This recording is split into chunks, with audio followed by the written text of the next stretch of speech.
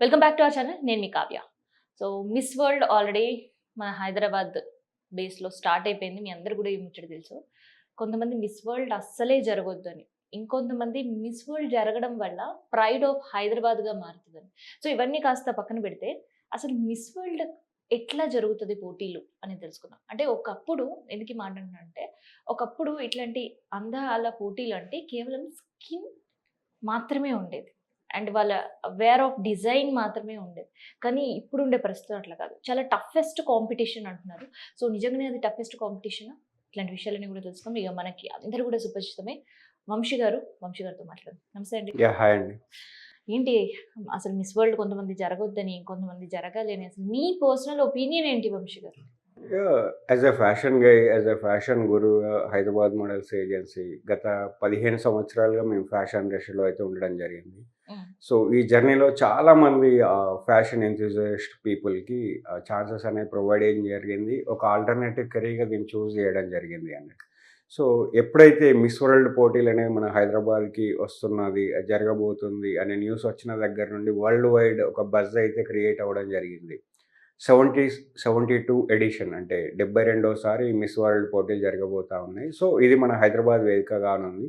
So as a Telugu గైగా మనందరికీ ఇదొక గర్వకారణం. ఎందుకు అంటే ప్రపంచంలో ఉన్న ప్రతి ఒక్క కంట్రీ నుండి ఒక అమ్మాయి, ఒక పార్టిసిపెంట్స్ వస్తారు. రావడం వల్ల ఈ మన హైదరాబాద్ అనే తెలియని వాళ్ళకు కూడా రీచ్ అయిపోతూ ఉంది. ఫస్ట్ మన సంస్కృతి సంప్రదాయాల కంటే ముందు ఫస్ట్ మన పేరు అనేది వరల్డ్ వైడ్ గ్లోబలైజ్ అయితే అవుతుంది. మనం గత 20 సంవత్సరాల నుండి మనం అనుకున్నాం గ్లోబల్ సిటీ అని. ఇప్పుడు రియల్ గ్లోబల్ సిటీ అని మనం ఈజీగా చెప్పొచ్చు. ఎందుకంటే ప్రతి ఒక్క కంట్రీలో, ప్రతి ఒక్క పేపర్‌లో మన హైదరాబాద్ గురించి రాస్తారు. Yes, of course. యాహ్! అయితే ఇక్కడ గతంలో ఇట్లాంటి పోటీలు, అందాల పోటీలు అంటే ఓన్లీ స్కిన్ షోగా మాత్రమే ఉండేది. యాహ్! కానీ ఇప్పుడు ఉండే పరిస్థితిలో అది కాదు అనే వార్తలు చాలా వినిపిస్తున్నాయి. యాహ్! అసలు నిజమేనా? ఎగ్జాక్ట్‌లీ అండి. అసలుకి ఎట్లా ట్రాన్స్ఫార్మ్ అయింది ఆ స్కిన్ షోస్ యాహ్! దగ్గర నుంచి ఇప్పుడు ఐక్యూ లెవెల్ వరకు కూడా? యాక్చువల్లీ ఫస్ట్ ఇది ఇంగ్లాండ్‌లో స్టార్ట్ అవ్వడం జరిగింది. సో అక్కడ ఏంటి అంటే అక్కడున్న అమ్మాయిలకి బికినీలు వేసి పోటీలు మాత్రమే జరిపేది. అప్పుడు మిస్ వరల్డ్ కాంపిటీషన్ కాకుండా ఇంకో పేరుతోని రన్ అవ్వడం జరిగింది. సో దానికి ఆదరణ పెరగడంతో దాన్ని మిస్ వరల్డ్‌గా కన్వర్ట్ చేసి ఒక్కొక్క ఇయర్ ఒక్కొక్క ఎవ్రీ మూవ్‌మెంట్‌తోని కొంచెం కొంచెం డెవలప్ వస్తూ ఒకప్పుడు గ్లామర్ స్కిన్ షో ఉంటూ ప్రెజెంట్ ఇప్పుడొచ్చేసి గ్లామర్ అండ్ ఐక్యూ అండ్ ఏమంటారు క్వశ్చన్ ఆన్సర్ రౌండ్ ఉంటుంది. అదేవిధంగా సంస్కృతి సాంప్రదాయాలను మనం ఎలా ప్రజెంట్ చేస్తున్నాము అనే విధానాన్ని బట్టి ప్రతి రౌండ్‌లో ఇది 22 దశలలో జరుగుతూ ఉంటుంది ఈ పోటీ. ఆల్మోస్ట్ ఒక నెల రోజులు జరుగుతూ ఉంటుంది. సో ఇన్ని రౌండ్స్‌లలో వాళ్ళని ఫిల్టర్ చేసి ఫైనల్‌గా మిస్ వరల్డ్‌ని అనౌన్స్ చేయడం అయితే జరుగుతూ ఉంటుంది. సో దట్ ఇక్కడ మనం ఒకప్పుడు మీరన్నట్టు ఒక గ్లామర్‌ని చూసి, ఒక బ్యూటీని చూసి, అందాల ఆరబోతని చూసి మాత్రమే సెలక్షన్ కాకుండా వాళ్ళకున్న స్కిల్స్ అనేది కూడా ఇంపార్టెంట్. వాళ్ళకి ఎలాంటి సంస్కృతి సంప్రదాయాలను ప్రదర్శిస్తున్నారు, వాళ్ళ ఐక్యూ లెవెల్స్ ఇవన్నీ చూస్తారు అన్నట్టు. ఈ 25 డేస్, 30 డేస్ ఏదైతే జరుగుతూ ఉందో ఈ కాంపిటీషన్‌లో. అయితే ఇక్కడ వంశీ గారు, ఇప్పుడు ఆల్రెడీ మిస్ వరల్డ్ మీకు కూడా తెలిసిందే, సెరమనీ అనేది స్టార్ట్ అయింది. తర్వాత వీళ్ళని ఒక్కొక్క ప్లేస్‌కి తిప్పుతూ, తీసుకెళ్తూ ఆ ప్లేస్ గురించి కావచ్చు, మన కల్చర్ గురించి కావచ్చు, మన ప్రైడ్ గురించి కావచ్చు, వాళ్ళకి ఎక్స్‌ప్లెయిన్ చేస్తున్నారు. ఎండ్ ఆఫ్ ద డే దీని రిలేటెడ్ కూడా క్వెషన్స్ ఉండొచ్చా? యాహ్! ఎగ్జాక్ట్‌లీ. అంటే క్వెషన్స్ అని గాదు. బట్ మన హైదరాబాద్‌లో జరుగుతా ఉన్నప్పుడు దీనికి బ్యాక్ బోన్‌గా ఉన్నది అయితే ఇక్కడికి రావడానికి ముఖ్య కారణం స్మితా సబర్వాల్ గారు. యెస్. Government official. సో ఆమె ఏంటి అంటే తెలంగాణలో సింపుల్‌గా, ఈజీగా జరగకుండా, రెగ్యులర్ వేగా జరగకుండా ఈ యొక్క మిస్ వరల్డ్ అనే కాన్సెప్ట్‌ని మన తెలంగాణలో ఉన్న అన్ని చరిత్రాత్మక అండ్ దేవాలయాలని అండ్ మన ప్రెస్టీజియస్ ఏదైతే కట్టడాలు ఉన్నాయో వాటన్నిటి దగ్గర హెరిటేజ్ బిల్డింగ్స్. యెస్. యాహ్! ఈ మిస్ వరల్డ్ పోటీలు నిర్వహించడం ద్వారా ఎక్కువ పాపులారిటీ వస్తది. అండ్ మన హైదరాబాద్ గురించి వాళ్ళకి తెలుసుకునే అవకాశం ఉంటది. అండ్ అదర్ కంట్రీలో గూడా వీటి గురించి సెర్చ్ చేయడం జరుగుతా ఉంటాయి. సో దీనివల్ల ఏంటి అంటే టూరిజం అనేది డెవలప్‌మెంట్ అవుతా ఉంటుంది. అండ్ అదే విధంగా ఇక్కడ ఎలాంటి వస్త్రధారణ ఉంది, ఇక్కడ బట్టలు ఎలా ఉన్నది, బ్యూటీ ఎంతవరకు స్కోప్ ఉంది, అంటే ఫ్యాషన్ వరల్డ్‌కి ఎంతవరకు స్కోప్ ఉంది, ఫ్యాషన్ బిజినెస్‌కి ఎంత స్కోప్ ఉంది అనే ప్రపంచానికి అంతటికి తెలుస్తాయి.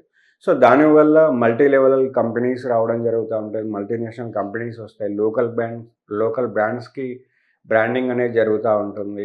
సో ఇక్కడ ఉన్న చేనేత కార్మికులు కావచ్చు, చాలామంది కళా కళా వృత్తులో సో చేనేత ఆర్టిస్ట్‌లకి కళాకారులు, సో ఆర్టిజన్స్. వీళ్ళందరికీ ఏమంటారు ఇంకా మోర్ ఎక్కువ బిజినెస్ జరిగే ఛాన్స్ ఉంటది.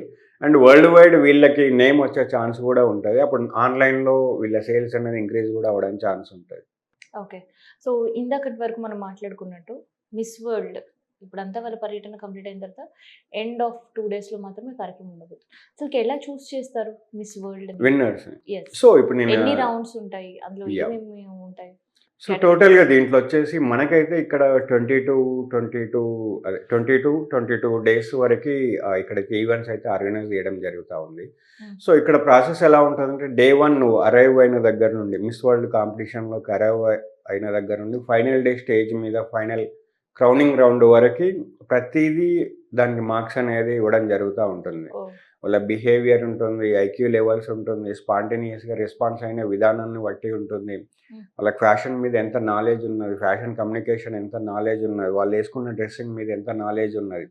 సో వాళ్ళ స్కిన్‌కి వాళ్ళు చూజ్ చేసుకున్న మేకప్ వాళ్ళకి ఎంతవరకు పర్ఫెక్ట్‌గా ఉన్నది. అంటే ఒక పర్ఫెక్ట్ మోడల్ అవ్వాలి అనేసి అనుకున్నప్పుడు తనకి ఎలాంటి మేకప్ సెట్ అవుతది, ఎలాంటి డ్రెసెస్ ఏసుకుంటే సెట్ అవుతది, ఏ వేలో తను ఎక్కువ అట్రాక్టివ్‌గా కనబడుతది అనేది ఇంపార్టెంట్‌గా ఉంటుంది. సో ఇక్కడ లాస్ట్‌కొచ్చేసి అంటే ఫైనల్ స్టేజ్‌లో వచ్చేసినప్పుడు 100% అక్కడ క్వెషన్ అండ్ ఆన్సర్ రౌండ్ ఉంటుంది. సో అక్కడ ఎవరైతే స్పాంటేనియస్‌గా ఐక్యూ లెవెల్స్ హై స్టేజ్‌లో ఉండి విన్నర్ అవుతారో వాళ్ళ సైడ్ నుండి విన్నర్ అవ్వడానికి ఎక్కువ ఛాన్స్ అయితే ఉంటుందన్నట్టు. సో ఇక్కడ నాట్ ఓన్లీ బ్యూటీనే కాకుండా everything important. Day to day activity ప్రతీది ఇంపార్టెంటే కంటెస్టెంట్‌కి. Okay. So judging. Yeah! So day 1 నుంచి కూడా జడ్జింగ్ స్టార్ట్ ఆ! అయిపోయినట్టేనా? డే మీరన్న 1 టైంలో? నుండి మెయిన్ జడ్జెస్ మాత్రం ఉండరు. హ్మ్. డే 1 నుండి ఏంటంటే ఎవరైతే ఈవెంట్ ఆర్గనైజ్ చేస్తా ఉన్నారో వాళ్ళ టీమ్ ఉంటుంది. వాళ్ళ పర్యవేక్షణలోనే ఈ యాక్టివిటీస్ అన్నీ జరుగుతా ఉంటాయన్నట్టు. కార్పొరేట్ సోషల్ రెస్పాన్సిబిలిటీ కూడా ఉంటుంది. సిఎస్ఆర్ యాక్టివిటీ కూడా ఉంటుంది. సో దాంట్లో వరకు ఎంత యాక్టివ్‌గా పాల్గొన్నారు అనే దాన్ని బట్టి కూడా ఉంటుంది. సో అది. So crown winnowing. End yeah! Of the day ప్రతి మోడల్ కోరుకునేది ప్రతి పార్టిసిపెంట్ కోరుకునేది క్రౌనే. యెస్. ఎగ్జాక్ట్‌లీ. ఎందుకంటే సో ప్రపంచానికి ఓవర్‌నైట్ స్టార్ అయిపోవచ్చు. యెస్. సో ఓవర్‌నైట్ స్టార్ అయిపోవచ్చు. కానీ ఆ తర్వాత వాళ్ళకి ఉండే రెస్పాన్సిబిలిటీస్ ఉంటాయా? యాహ్! ఎగ్జాక్ట్‌లీ ఉంటదండి. అంటే మెయిన్ అంటే వీళ్ళు బ్యూటీ విత్ పర్పస్ అనే కాన్సెప్ట్‌తోని వస్తున్నారండి గత కొన్ని 20, 30 సంవత్సరాల నుండి. స్టార్టింగ్‌లో అది లేదు. బ్యూటీ విత్ పర్పస్ అంటే ఏంటి అంటే ఎక్కడైతే చిల్డ్రన్స్ కోసము సహాయం కావాలో ఏ కంట్రీలో అయినా ప్రపంచంలో అండ్ అదేవిధంగా ఈ భూకంపాలు, సునామీలు వచ్చినప్పుడు సో వీళ్ళు పర్యటించి అక్కడ ఫండ్ రైజ్ చేసి అక్కడున్న లోకల్ వాళ్ళకి ఆ ఫండ్ అనేది ఇవ్వడం జరుగుతూ ఉంటుంది మిస్ వరల్డ్ ఆర్గనైజేషన్ నుండి. సో ఆ వేలోనే ఈవెంట్స్ అనేది అయితే జరగడం జరుగుతూ ఉంది అన్నట్టు. అండ్ వాళ్ళు కూడా కొన్ని పోటీలకి అటెండ్ అయినప్పుడు కొన్ని పూర్ కంట్రీస్‌లోకి పర్యటించినప్పుడు సో వీళ్ళొచ్చి విజిట్ అయినప్పుడు అక్కడ కూడా నాలెడ్జ్ అనేది గెయిన్ అవుతది. అండ్ మీడియా అట్రాక్షన్ అనేది ఉండడం జరుగుతా ఉంటుంది. సో దానివల్ల అక్కడ 100% ఏదో ఒక బెనిఫిషియల్ అయితే జరుగుతా ఉంటుంది. సపోజ్ మీరే చూసుకోవచ్చు 1992లో మిస్ వరల్డ్‌గా మన ఐశ్వర్య రాయ్ గారు విన్ అవ్వడం జరిగింది.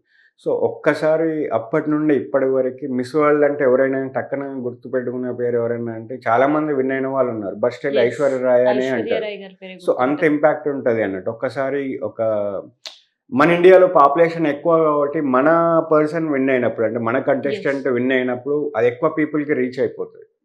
సో దానివల్ల ఎక్కువ బెనిఫిట్ కూడా జరుగుతది వాళ్ళ ఆర్గనైజేషన్‌కి. ఇక్కడ ఇంకొక పరిస్థితులు కూడా విమర్శలు వినిపిస్తున్నాయి. ఒక పక్క బార్డర్‌లో ఉద్రిక్త పరిస్థితి. సో ఇది ఒక ఫన్ టైమ్ కాదు, ఒక ఎంజాయ్ చేసే టైం కాదు. అట్లాంటి సమయంలో ఎందుకు ఇక్కడ మిస్ వరల్డ్ నిర్వహిస్తున్నారు? దాన్ని ఐపీఎల్ లాగా పోస్ట్‌పోన్ చేస్తే ఏం పోతది అని యెస్. వినిపిస్తున్నాయి. ఎగ్జాక్ట్‌లీ మీరన్నట్టే. అయితే పోస్ట్‌పోన్ చేయాలి అనుకున్నప్పుడు నేషన్ ఫస్ట్ నేను దాన్ని బిలీవ్ చేస్తాను. ఎందుకంటే దేశం తర్వాతనే మన రాష్ట్రం, రాష్ట్రం తర్వాతనే మనం. సో ఈ విధంగా చూసినప్పుడు ఏంటి అంటే మనకొచ్చేసి ఇది 1 మంత్ మిస్ వరల్డ్ పోటీలనేవి 1 మంత్ క్రితం స్టార్ట్ అవ్వడం జరిగింది. సో అప్పుడు యుద్ధం అనేది లేదు. 1 గాదు.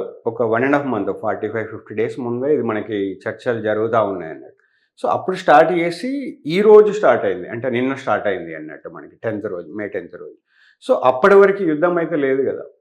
సో ఇప్పుడు మీరన్న క్వెషన్‌కి నేను దాన్ని ఏకీభవిస్తాను 100%. ఎందుకు అంటే ఇలాంటి క్లిష్ట పరిస్థితులు అంటే దేశమంతా ఒక అయోమయం గందరగోళం ఉన్న పరిస్థితిలో దీన్ని మాత్రం మనం పోస్ట్‌పోన్ చేయొచ్చు. బట్ ఒక్క పాజిటివ్ పాయింట్ కింద చూసుకుంటే ఏంటి అంటే ఇది హైదరాబాద్‌లో జరుగుతా ఉంది మిస్ వరల్డ్ అనేది. సో, వారు మాత్రము కాశ్మీర్‌లో అక్కడ గుజరాత్ సైడ్, రాజస్థాన్ సైడ్ జరుగుతా ఉంది. పెహల్గామ్ సంబంధించిన వార్.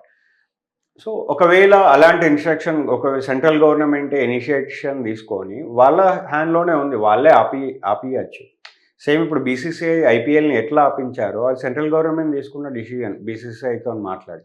అదే ఇక్కడున్న స్టేట్ గవర్నమెంట్‌తోని మాట్లాడి క్లోజ్ చేయొచ్చు. అది వాళ్ళ హ్యాండ్‌లో ఉన్నదది. వీళ్ళు బలవంతంగా ఏం చేయట్లేదు. గవర్నమెంట్ సపోర్ట్ చేస్తేనే పెద్ద పెద్ద బ్యానర్‌లు పెట్టిండ్రు రోడ్ల మీద. Government support. గవర్నమెంట్ దగ్గర బలం ఉన్నది కాబట్టి వాళ్ళు చేద్దామని యాక్సెప్ట్ చేసిర్రు. అంతే. ఒకవేళ నిజంగానే ప్రాబ్లమ్ ఉన్నప్పుడు మనం నేషన్ ఫస్ట్ అనుకోవాల్సిందే. ఎలాంటిదైనా ఎంత పెద్ద ఈవెంట్ అయినా దాన్ని పక్కన పెట్టాల్సిందే. అయితే ఇక్కడ ఇంకొంతమంది ఒక విమర్శలు కావచ్చు, వాళ్ళ ప్రశ్నల వర్షం కురిపిస్తున్నారు. మిస్ వరల్డ్ ఇక్కడ జరగడం వల్ల అయిపోతది. క్రౌన్ తీసుకొని ఏ దేశం విన్ అయితే వాళ్ళు వెళ్ళిపోతారు. దానివల్ల హైదరాబాద్‌కి వచ్చే ఉపయోగం ఏంది?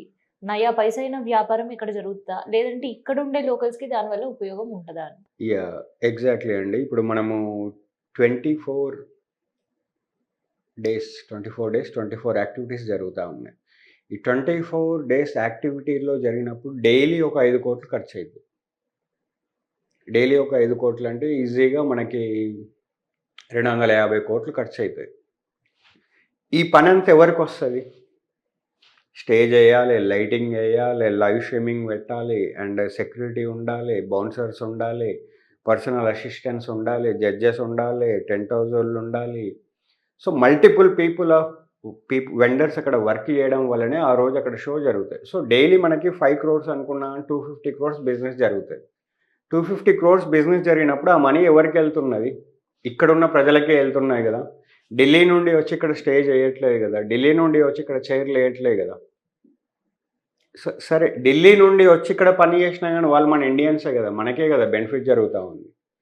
సో, ఇండియాకి డెవలప్ అవుతా ఉంది. ఇప్పుడు సరే ఎంతమంది కంటెస్టెంట్స్ వస్తున్నారో అంతమంది. 110, 120 మంది వస్తున్నారు. సో, అక్కడి నుండి వాళ్ళొచ్చినప్పుడు ఒక్కొక్క పర్సన్‌తోని మినిమమ్ వచ్చేసి మనకి 5-10 పీపుల్ అటెండ్ అవ్వడం జరుగుతుంది. Depends on country. పెద్ద కంట్రీ అయితే, రిచ్ కంట్రీ అయితే 10 పీపుల్ వరకి రావచ్చు. పూర్ కంట్రీ అయితే ఒక 3-4 పీపుల్ అటెండ్ అవ్వచ్చు. సో, వీళ్ళందరూ వచ్చి ఉన్నప్పుడు హోటల్స్‌లో రూమ్ గావాలి వాళ్ళకి. వాళ్ళకి ఫుడ్ గావాలి. వాళ్ళకి పర్సనల్ సెక్యూరిటీ గావాలి. పర్సనల్ బౌన్సర్స్ గావాలి. వాళ్ళకి హెయిర్ స్టైల్ గావాలి. మేకప్ ఆర్టిస్ట్ గావాలి. డిజైనర్స్ గావాలి. సో, ఒక్కొక్క కంటెస్టెంట్ మీద ఎంత లేదన్నా 10, 15 మందికి నెల రోజుల పాటు ఉపాధి అనేది దొరుకుతది. అది గవర్నమెంట్ అయినా ఎవరైనా ఇస్తారా? ఎవరైతే ఈ విమర్శలు చేస్తున్న వాళ్ళు ఈ 15 మంది ఇంటూ 120 మంది అంటే ఆల్మోస్ట్ 200, 300 మందికి ఉపాధి దొరుకుతా ఉన్నది. అది జస్ట్ అక్కడ డైరెక్ట్ లైవ్‌లో ఉన్నవాళ్ళు. బట్ వాళ్ళ బిహైండ్ ఇంకా కొన్ని వందల, వేల మంది ఉంటారు. సో, వాళ్ళందరికీ ఎవరైతే ఈ విమర్శలు చేస్తున్నవారు డబ్బులిస్తారా? యాస్ ఎ ఫ్యాషన్ గైడ్‌గా నేనే ఉన్నాను. నాకే ఒక ఆపర్చునిటీ దొరికింది. ఈరోజు ఇక్కడ నాగార్జున సాగర్ దగ్గర స్టేజ్ ఎయ్యాలి, రెడ్ కార్పెట్ ఎయ్యాలి, 500 పీపుల్ గెస్ట్‌లొస్తున్నారు. ఇది అని ఒక 2 క్రోర్స్ బడ్జెట్‌తోని నాకొచ్చింది. సో, ఆ బడ్జెట్‌లో నాకొక 50 లాక్స్, 1 సీఆర్ వరకి ప్రాఫిట్ అనేది రావడం జరిగింది. అది ఒకవేళ నేను ఎవరైతే విమర్శిస్తున్నారో వాళ్ళు నాకిస్తారా? సో, వాళ్ళని డైరెక్ట్‌గా క్వెషన్ అడుగుతాం మనం. సో, మీరు సంపాదించుకుంటే అంటే మాలాంటోళ్ళు బతకద్దనుకుంటున్నారా? యాస్ ఎ ఈవెంట్ ఆర్గనైజర్‌గా, యాస్ ఎ ఫ్యాషన్ గైడ్‌గా, యాస్ ఎ ఫ్యాషన్ డైరెక్టర్‌గా. సో, ఈ టాలెంట్‌ని గూడా ఎంకరేజ్ జేయాలి. మనం ఇండియా డెవలప్ అవుతున్నది అనుకుంటూనే ఉన్నాం.